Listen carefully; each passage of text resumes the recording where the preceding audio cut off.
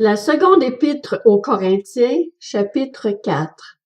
Ainsi donc, puisque par la bonté de Dieu nous avons ce ministère, nous ne perdons pas courage. Nous rejetons les actions honteuses qui se font en secret.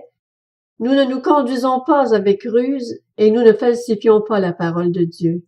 Au contraire, en faisant connaître clairement la vérité, nous nous recommandons à toute conscience d'homme devant Dieu. Si notre évangile est encore voilé, il l'est pour ceux qui périssent, pour les incrédules, dont le Dieu de ce monde a aveuglé l'intelligence, afin qu'ils ne voient pas briller l'éclat que projette l'évangile de la gloire de Christ, qui est l'image de Dieu. Nous ne nous prêchons pas nous-mêmes, c'est Jésus-Christ le Seigneur que nous prêchons, et nous nous déclarons vos serviteurs à cause de Jésus.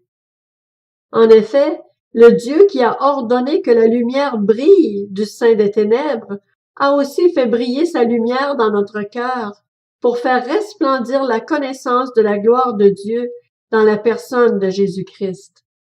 Nous portons ce trésor dans des vases de terre afin que cette puissance extraordinaire soit attribuée à Dieu et non à nous.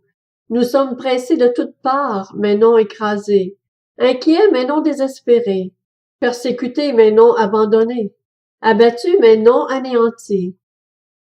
Nous portons toujours avec nous dans notre corps l'agonie du Seigneur Jésus afin que la vie de Jésus soit aussi manifestée dans notre corps.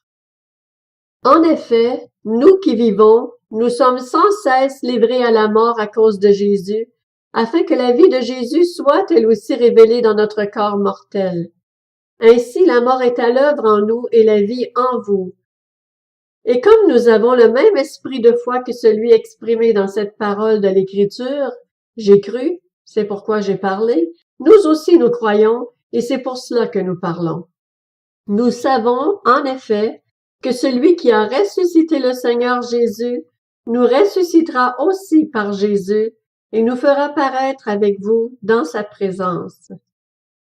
Oui, tout cela arrive à cause de vous, afin que la grâce, en se multipliant, fasse abonder la reconnaissance d'un plus grand nombre à la gloire de Dieu.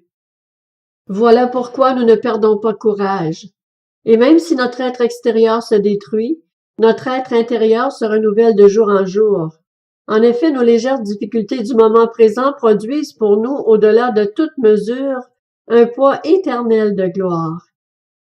Ainsi nous regardons non pas à ce qui est visible, mais à ce qui est invisible, car les réalités visibles sont passagères et les invisibles sont éternelles.